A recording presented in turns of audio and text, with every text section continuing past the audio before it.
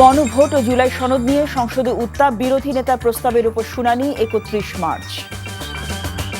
সরকারি নিয়ম মেনেই সরবরাহ হচ্ছে তেল, দাবি পাম্প কর্তৃপক্ষের। লালমনিরহাটে তেল নিতে এসে মার খেলেন ৩ গ্রাহক।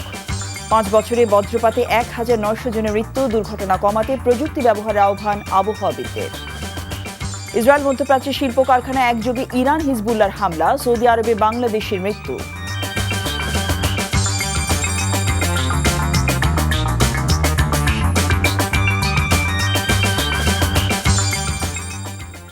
আসসালামু আলাইকুম। জসিন্তা জিনিয়া স্বাগত জানাচ্ছি এনটিভির রাতের খবরে। ক্রাউন সিমেন্ট শিরোনাম দেখছিলেন, এবার পুরো খবর। সংবিধান সংস্কার পরিষদের অধিবেশন আহ্বান নিয়ে সরকার ও বিরোধী দলীয় নেতাদের বক্তব্যে উত্তপ্ত হয়ে উঠেছে জাতীয় সংসদ। বিরোধী দলীয় নেতা এ বিষয়ে নোটিশ দিলে সরকার দলীয় নেতারা বিধি মোতাবেক আলোচনার কথা বলেন। পরে ডেপুটি স্পিকার এ নিয়ে কথা বলার জন্য ৩১ মার্চ সময় নির্ধারণ করে দেন। এছাড়া অন্তর্বর্তী সরকারের ১৩৩ অধ্যাদেশের ভাগ্য নির্ধারণে রাতে বৈঠকে বসছে কমিটি। সেলিম মালিকের রিপোর্ট। টানা ১৩ দিন বিরতির পর ডেপুটি স্পিকার কায়সার কামালের সভাপতিত্বে শুরু হয় ত্রয়োদশ সংসদের প্রথম অধিবেশনের দ্বিতীয় দিনের বৈঠক। সংসদে ৭১ বিধির উপর আলোচনার আগে বিরোধী দলীয় নেতা জুলাই জাতীয় সনদ ও গণভোট অধ্যাদেশ নিয়ে নোটিশ দিলে সংসদ উত্তপ্ত হয়ে ওঠে। জনগুরুত্ব সম্পন্ন বিষয়ে সংসদে মুলতবি প্রস্তাব উত্থাপনের নোটিশ প্রদান করেছি। এমতাবস্থায় জুলাই জাতীয় সনদ, সংবিধান সংস্কার বাস্তবায়ন আদেশ ২০২৫-এর বাস্তবায়ন প্রস্তাবনায় বর্ণিত পরিস্থিতি ও কারণ উল্লেখ করা প্রাসঙ্গিক হবে বলে আমি মনে করি। নোটিশটাই তো বৈধ হয় নাই, আপনি বৈধভাবে আগে নোটিশ দিতে বলেন, তারপরে আলোচনা হবে কি। আপনারা মাননীয় সংসদ সদস্য, আপনারা বসেন দয়া করে। মাননীয় স্পিকার বসেন দয়া করে, বসেন। আমি আপনার প্রোটেকশন চাচ্ছি, আপনি বিরোধী দলীয় সদস্যদেরকে ফ্লোর দিবেন, অসুবিধা নাই, কিন্তু লেট মি স্পিক। একটা কারেকশন দিচ্ছি,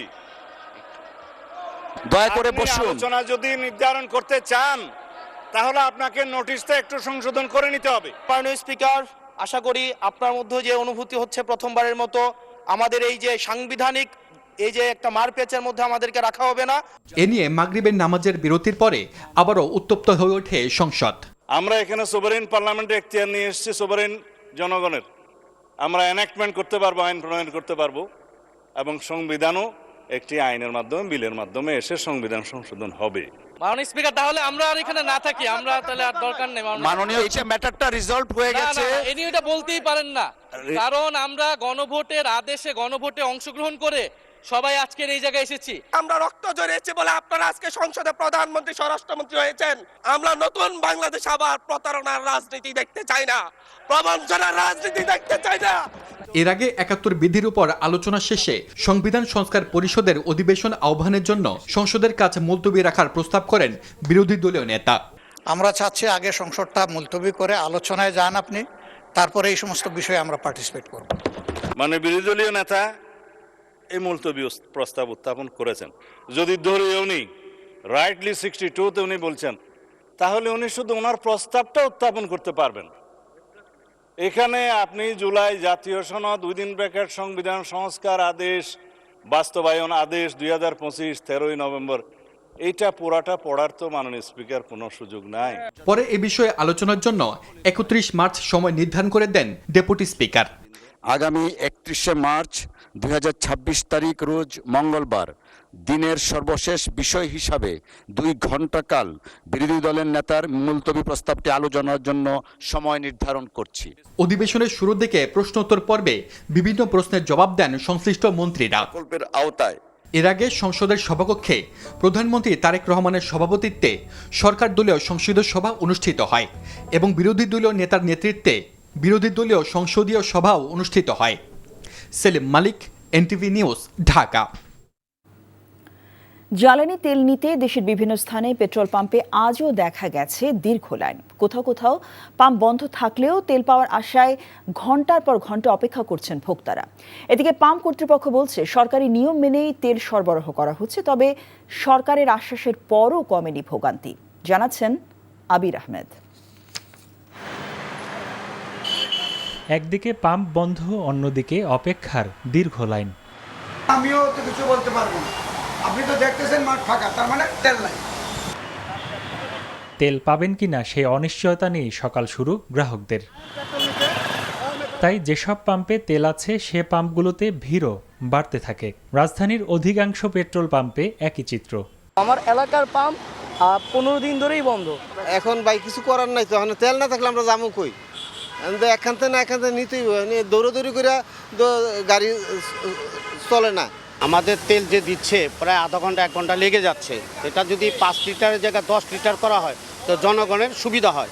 তো মানুষ কিন্তু ঠিকই চালাকি করে তারা পেট্রোল নিয়ে যাচ্ছে। পাম্প কর্তৃপক্ষ বলছে তারা নিয়ম অনুযায়ী তেল দিচ্ছে এবং সরবরাহ অনুযায়ী বিক্রি সীমিত রাখতে হচ্ছে। কাস্টমারদেরকে এটাই বলছি যে আপনারা অযথা এখানে দাঁড়িয়ে থেকে লাভ নেই, গাড়ি কখন আসবে এটা আমরা নির্দিষ্ট কোনো টাইম বলতে পারবো না। তবে কোনো কোনো পাম্প চাহিদা অনুযায়ী তেল দিচ্ছেন। আমাদের ফুল করে যে যতটুকু চাচ্ছে, বাইক হোক গাড়ি হোক সব ফুল করে দিচ্ছি আমরা, কোনো কমতি না। এদিকে সরকারের পক্ষ থেকে পরিস্থিতি স্বাভাবিক রাখার আশ্বাস দেওয়া হলেও গ্রাহকদের দাবি মাঠের বাস্তবতা ভিন্ন। মন্ত্রী যে নিয়ে আছে, তুমি যে বললো যে কোন পাম্পে তেল দেয় না এটা জানাইতে, আমার প্রশ্ন হলো কোন পাম্পে তেল আছে সেটা উনি জানাক। সরকার তো বলতেছে তেলের মজুদ আছে, সব কিছু আছে, সব ঠিক আছে, কিন্তু এত সিরিয়াল কেন? তাইলে আমরা তো ভোগান্তিতেই আছি। এটা আসলে অন্যায় করছে ওনারা, কারণ যার যতটুকু প্রয়োজন সে ইমার্জেন্সি ওই পরিমাণ নেওয়াই উচিত। পরিস্থিতি স্বাভাবিক রাখতে দ্রুত কার্যকর পদক্ষেপ নেয়ার দাবি জানিয়েছেন ভুক্তভোগীরা। আবির আহমেদ, এনটিভি নিউজ, ঢাকা।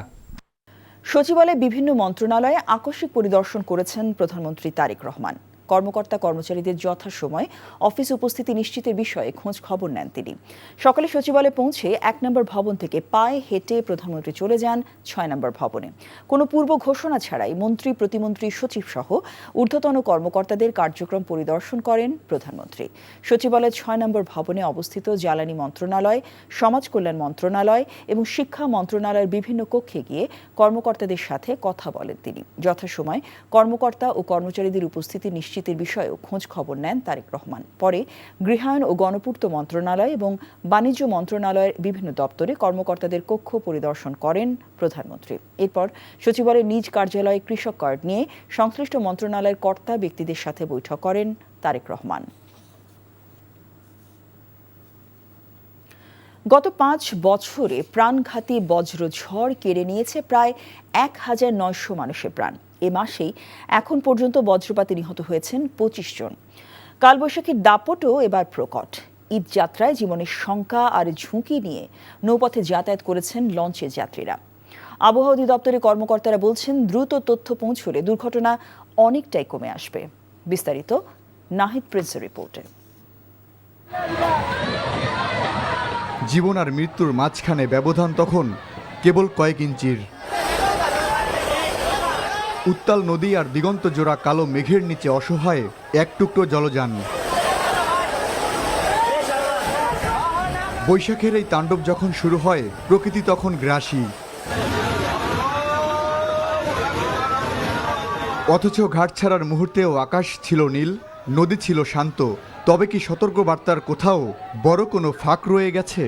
রাত 2টার সময় একটা ক্লাউড ফর্ম করলো, যেটা দিয়ে আপনার কালবৈশাখী হবে। এখন আমি এই মেসেজটা যখন ওদেরকে দিব যে ইন্ড ইউজার, কিন্তু ইন্ড ইউজার ঘুমাচ্ছে, সে জানে না, তাহলে কীভাবে দেবো? এই জন্য যদি ডাইরেক্ট ফোকাল পয়েন্ট থাকে, তাহলে ওখানে যদি আমি সেটা দিতে পারি, তাহলে সে এটাতে বেশি উপকৃত হবে এবং সে অ্যাওয়ার্ড হবে। আবহাওয়া অধিদপ্তরের তথ্য মতে গত 5 বছরে ঝড়ের পাশাপাশি বজ্রপাতে সারা দেশে মারা গেছেন 1893 জন। 2020 সালে বজ্রপাতে মারা গেছে 420 জন, 2021 সালে 363 জন, 2022 সালে 337 জন, 2023 সালে 322 জন, 2024 সালে 271 জন, 2025 সালে 173 জন।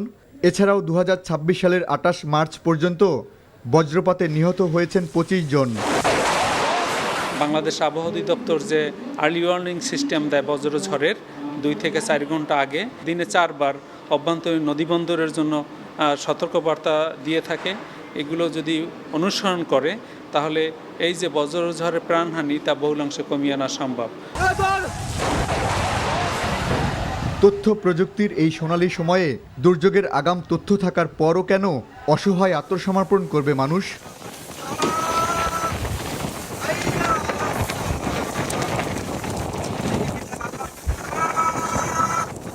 বিপদে পড়ার আগেই আধুনিক আর্লি ওয়ার্নিং সিস্টেম পৌঁছানো সম্ভব বলে মনে করছেন বিশেষজ্ঞরা। আগাম বার্তাগুলো দেওয়া হয়, কিন্তু মানুষ সচেতনতার জায়গা থেকে মানুষ অনেক সচেতন না, মানুষ অনেক সময় ইগনোর করে, তারা মনে করে যে এই তথ্য তাদের জীবনে কোনো এফেক্ট করবে না। তো এই ধরনের একটা ইগনোরেন্স আছে, এক ধরনের মানসিকতার ব্যাপার আছে, এক ধরনের অ্যাওয়ারনেসের ব্যাপার আছে, এটা একটা বড় সমস্যা। আবহাওয়া অধিদপ্তর বলছে তথ্য প্রাপ্তির এই জটিলতা কমাতে প্রয়োজন দ্রুততর যোগাযোগ প্রযুক্তি। কারণ গতির এই যুগে সংকেত যদি ঝড়ের পরে পৌঁছায়, তবে সেই কাগজের সতর্ক বার্তা বাঁচাতে পারবে না প্রাণ, এড়ানো যাবে না ক্ষয়ক্ষতি। Nahid Prince, NTV news, Dhaka. এদিকে সৌদি আরবে ইরানি ক্ষেপণাস্ত্রের আঘাতে নিহত হয়েছেন এক প্রবাসী বাংলাদেশি। এনটিভি সৌদি আরব প্রতিনিধি ফারুক আহমেদ চাঁদ জানান, আল খারেজ এবং আল নাসফায় নিহত বাংলাদেশি বাচ্চু মিয়ার জানাজায় অংশ নেন হাজারো মুসল্লি। জানাজা শেষে এই রেমিটেন্স যোদ্ধাকে আল খারেজ শহরের আল নাসফা কবরস্থানে দাফন করা হয়। জানাজা ও দাফনে অংশ নেন সৌদি আরবে নিযুক্ত বাংলাদেশের রাষ্ট্রদূত মোহাম্মদ দেলোয়ার হোসেন সহ দূতাবাসের কর্মকর্তা, কোম্পানি কর্তৃপক্ষ এবং স্থানীয় প্রবাসী বাংলাদেশিরা। বাচ্চু মিয়ার বাড়ি কিশোরগঞ্জের কটিয়াদির পশ্চিম ফেকামারায়। দেশের 5 সিটি কর্পোরেশনে নিজ দলের মনোনীত প্রার্থীদের নাম ঘোষণা করেছে জাতীয় নাগরিক পার্টি এনসিপি। ঢাকার 2 সিটি কর্পোরেশন ছাড়াও কুমিল্লা, সিলেট ও রাজশাহী সিটির মেয়র প্রার্থীর নাম ঘোষণা করেছে দলটি। রবিবার রাজধানী বাংলা মোটরে দলের কেন্দ্রীয় কার্যালয়ে এক সংবাদ সম্মেলনে প্রার্থীদের নাম ঘোষণা করেন এনসিপির আহ্বায়ক নাহিদ ইসলাম। ঢাকা উত্তরে আরিফুর রহমান আদিব, দক্ষিণে আসিফ মাহমুদ সজীব ভূঁইয়া, কুমিল্লা সিটিতে অ্যাডভোকেট তরিকুল ইসলাম, সিলেটে অ্যাডভোকেট আব্দুর রহমান আফজাল, রাজশাহী সিটি কর্পোরেশনে মোহাম্মদ মোবাশ্বের আলীর নাম চূড়ান্ত করেছে দলটি। এ সময় নাহিদ ইসলাম অভিযোগ করেন, সরকারি প্রতিষ্ঠানগুলো দলীয়করণ করার অংশ হিসেবে স্থানীয় সরকারের সকল পদে প্রশাসক নিয়োগের মাধ্যমে ক্ষমতা কুক্ষিগত করছে বিএনপি। আগামী 6 মাসের মধ্যে স্থানীয় সরকারের সকল পর্যায়ে নির্বাচন দেওয়ার দাবি জানানো হয় সংবাদ সম্মেলনে।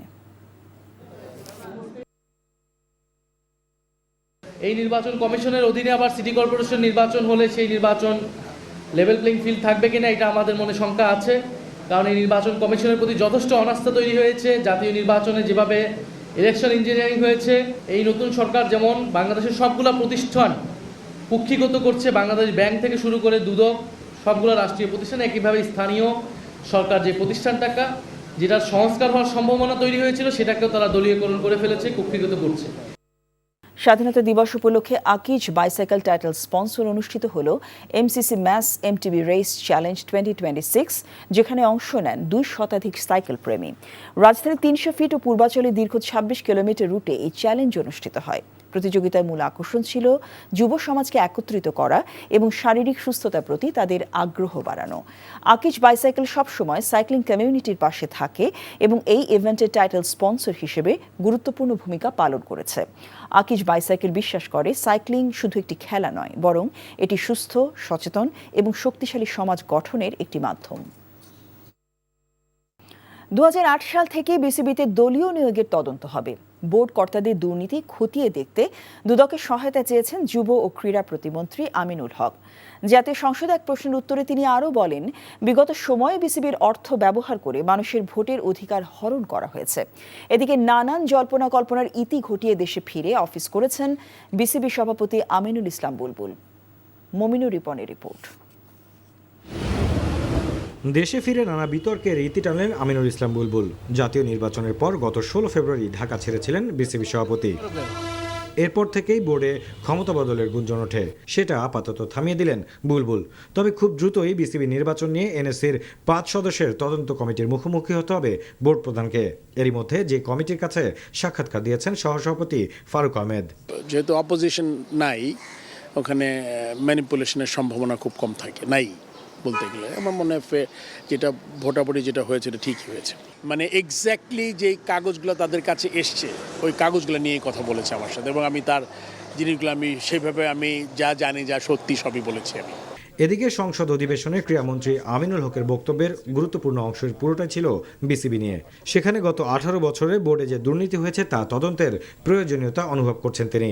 ফুটে উঠেছে বর্তমান কমিটির উপর তার অনাস্থাও। বাংলাদেশ ক্রিকেট বোর্ডের যে অর্থ কিংবা জনবল, তারা বিগত সময়ে যে ভোটের অধিকার হরণের জন্য একটি গ্রুপকে সহযোগিতার মাধ্যমে তারা এই ধরনের অপকর্মগুলো করেছে। এই বোর্ডের যারা এই অপকর্মের সাথে জড়িত ছিলেন সেই সকল কর্মকর্তা কিংবা কর্মচারী, তাদের বিরুদ্ধে আমরা তদন্তপূর্বক এদের বিরুদ্ধে ব্যবস্থা গ্রহণ করা হবে ইনশাল্লাহ। আমি আশা করব আমাদের যে দুদকের যিনি মহাপরিচালক রয়েছেন তার কাছে আহ্বান করব এ বিষয়ে কোনো তদন্ত কোনো কিছু থাকলে তিনি যাতে আমাদেরকে অবগত করেন এবং এগুলো যাতে জাতির সামনে উপস্থাপিত হয়। প্রতিমন্ত্রীর দায়িত্ব নেওয়ার আগ থেকে অবশ্য বিসিবি নির্বাচন নিয়ে বারবার প্রশ্ন তুলেছেন আমিনুল হক। ক্রিকেট বোর্ডের দুর্নীতি। Mominur Ripon, NTV news, Dhaka. এই ছিল রাতের খবরে। এই খবরের ভিডিও সহ আপডেট জানতে ভিজিট করুন এনটিভি অনলাইন www.ntvbd.com। এছাড়াও এনটিভি জনপ্রিয় সব অনুষ্ঠান ও খবরের আপডেট জানতে ভিজিট করুন আমাদের ইউটিউব ভেরিফাইড ফেসবুক পেজ। রাত 1টায় মধ্যরাতের খবর দেখার আমন্ত্রণ রইল। সবাইকে ধন্যবাদ। শুভরাত্রি।